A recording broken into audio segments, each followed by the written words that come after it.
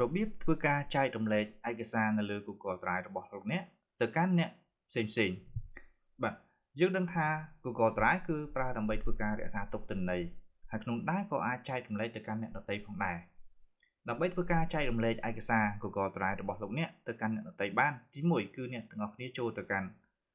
ទីតាំង Google Drive របស់លោកអ្នកតាមរយៈ Google Chrome ឬក៏តាមរយៈកម្មវិធី Google Drive លើកុំព្យូទ័ររបស់លោកអ្នកបានដូចគ្នាអញ្ចឹងខ្ញុំបើកទៅលើ Google Chrome ដើម្បីធ្វើការ login ចូលទៅកាន់ទីតាំង Google Drive របស់ខ្ញុំតែម្ដងបាទអញ្ចឹងខ្ញុំបើកទី1គឺចូលទៅកាន់ address bar ហើយវាយពាក្យថា drive.google.com ធ្វើការ login ចូលទៅកាន់ឯកសាររបស់ខ្ញុំបន្ទាប់មកគឺខ្ញុំចូលមកកាន់ទីតាំងឯកសារណាមួយឬក៏ folder ណាមួយដែលខ្ញុំត្រូវធ្វើការចែករំលែកទៅកាន់អ្នកដទៃដើម្បីធ្វើការចែករំលែកទៅកាន់អ្នកដទៃបានទី1អ្នកទាំងអស់គ្នាត្រូវគិតថាតើយើងត្រូវចែករំលែកឯកសារនោះជា file ឬក៏ជា folder ឥឡូវខ្ញុំ testing ទៅលើការចែករំលែកជា file តែម្ដងចំពោះការចែករំលែកជា folder ក៏អត់ខុសគ្នាដែរបាទអញ្ចឹងខ្ញុំចូលមកកាន់ទីតាំងកន្លែង testing នេះគឺយើង scroll មកខាងចុងគឺមានពាក្យថាសញ្ញាចុច3បាទដែលមានពាក្យថា more action ណាបាទអញ្ចឹងខ្ញុំចុចលើ more action ហ្នឹងចំពោះ file ឬក៏ folder គឺដូចគ្នាទេបាទកន្លែងនេះគឺ folder ខ្ញុំចុចមកក៏ចេញដូចជាដែរវាខុសគ្នាចន្លោះបន្តិចបន្តួចប៉ុន្តែយើងអាចចុចយកកន្លែងចុច3ហ្នឹងដោយយកពាក្យថា share រួចយកពាក្យមួយទៀតថា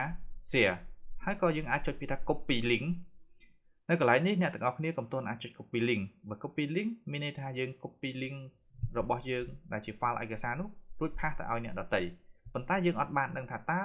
file ដែលយើងបោះឲ្យទៅអ្នកដទៃនោះអាចធ្វើការកែប្រែបានឬក៏អាចគ្រាន់តែមើល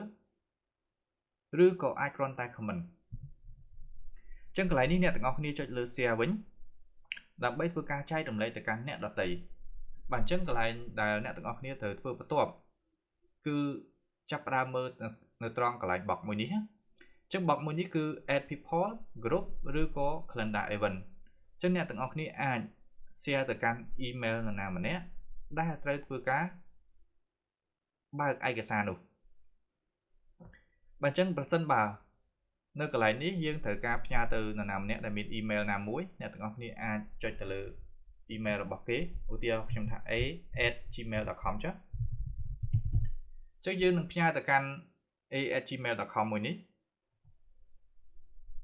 រួចយើងផ្ដល់សិទ្ធិឲ្យគេថាតើផ្ដល់សិទ្ធិនោះជា editor ឬក៏ជា viewer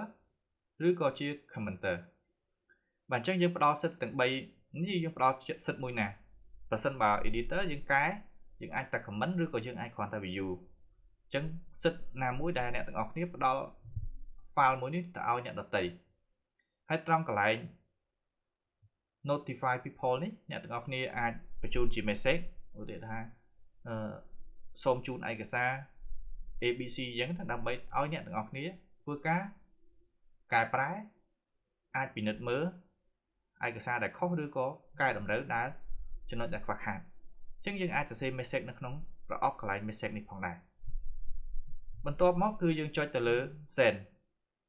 សូមបញ្ជាក់បន្ថែមផងដែរកន្លែងនេះប្រសិនបើយើងមាន email 2 3យើងបន្ថែមទៅមុខទៀតឧទាហរណ៍ថា b@gmail.com ចុះ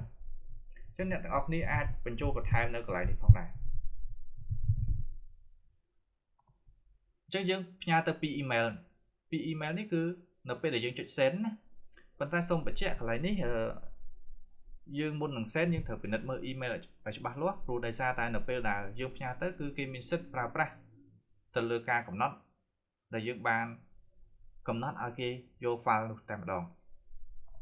បើចឹងខ្ញុំអត់ set ទេខ្ញុំចុចត្រឡប់ថយក្រោយវិញនៅពេលដែលអ្នកទាំងអស់គ្នាគ្រាន់តែចុច send ទៅគឺវានឹងផ្ញើទៅគេហើយ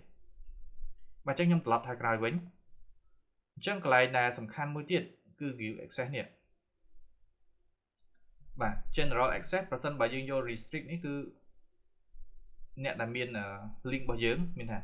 only people with access can be open with the link អញ្ចឹងប្រសិនបើយើងយក anyone with the link មានថានរណាក៏ដោយឲ្យតែមាន link ហ្នឹងអញ្ចឹងកន្លែងនេះកុំបដូរអីយើងអាចរត់យក restrict ហើយយើងផ្ញើទៅ people មានថាផ្ញើទៅកាន់នរណាម្នាក់ដែល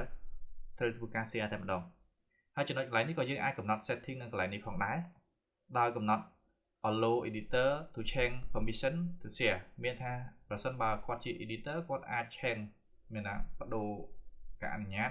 នៅក្នុងការ share នោះដែរហើយយើងនៅក្នុងនោះអាចមាន editor ឬក៏ commenter ឬក៏ viewer បាទយើងអាចកំណត់នៅក្នុងនេះឲ្យហើយក៏បានដែរ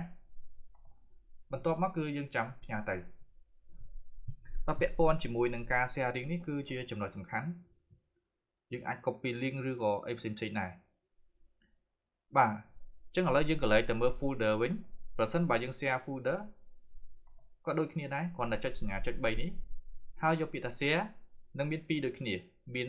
share ហើយនិង copy link អញ្ចឹងយើងយក share ដូចគ្នាដែរដើម្បីធ្វើការកំណត់ភាពច្បាស់លាស់ក្នុងការកំណត់នៃការ sharing បាទអញ្ចឹងយើងអាចចូលមកកាន់ទីតាំងកន្លែងនេះដើម្បីធ្វើការកំណត់ដូចគ្នា allow ឬក៏ផ្សេង limit access ផ្សេងដែរអញ្ចឹងកន្លែងនេះយើងអាចផ្ញើទៅកាន់នរណាម្នាក់ដូចអ្វីដែលខ្ញុំបានលើកឡើងពីមុនដែរហើយយើងអាចកំណត់ restrict ទៅលើ link របស់យើងដែរយើងអាច copy link ផ្សេងផងដែរអញ្ចឹងឥឡូវឧទាហរណ៍ថាប្រសិនបើយើងចង់ឲ្យនរណាម្នាក់ឃើញយើងគ្រាន់តែចុច anyone នៅកន្លែងនេះវានឹងផ្ញើមានថាយើងអាចផ្ញើ link copy link នៅកន្លែងនេះផ្ញើទៅកាន់អ្នកដទៃទៅអ្នកដទៃដែលមាន link ដែលយើងបានផ្ញើទៅនោះអាចចូលមកធ្វើការកំណត់កែប្រែមានថា anyone with internet with link can view មិនអាចមើលឃើញនៅអ្វីដែលយើងបាន share ទៅកាន់អ្នកដទៃនោះអញ្ចឹងប្រសិនបើយើងកំណត់នៅកន្លែងនេះគឺវាមានភាពច្បាស់លាស់ជាងអ្វីដែលយើងធ្វើការ share តាមរយៈ link បើ link ឲ្យតែមាន link គឺបើកបានដែរប៉ុន្តែបើកាលណាយើងកំណត់ទៅលើ email នរណាម្នាក់តើតែអ្នកនោះគាត់ធ្វើការ log in ចូលទៅកាន់ email របស់គាត់ទើបគាត់មានសិទ្ធិធ្វើការកែតម្រូវទៅលើឯកសារទាំងអស់នោះអូខេចឹងវីដេអូនេះគឺខ្ញុំគិតថាវាមានសារៈសំខាន់សម្រាប់អ្នកទាំងអស់គ្នាដែលចាប់ផ្ដើមធ្វើការប្រើប្រាស់ទៅលើ Google Drive ដំបូងក្នុងការចែករំលែកឯកសារទៅកាន់អ្នកដទៃពិសេសគឺមិត្តរួមការងារនៅពេលដែលចង់ collaborate ទៅលើឯកសារណាមួយឬក៏ចង់ចែករំលែកទៅលើ file ណាមួយដែលយើង store ទុកនៅលើ Google Drive របស់យើងហើយយើងនឹងមានចំណុចជាច្រើនទៀតដែលយើងនឹងអាចសិក្សាបន្ថែមទៀតពាក់ព័ន្ធជាមួយនឹងការប្រើប្រាស់ក៏ដូចជាមេរៀនបន្តទៀតជំមេរៀនរបស់ខ្ញុំគឺមាន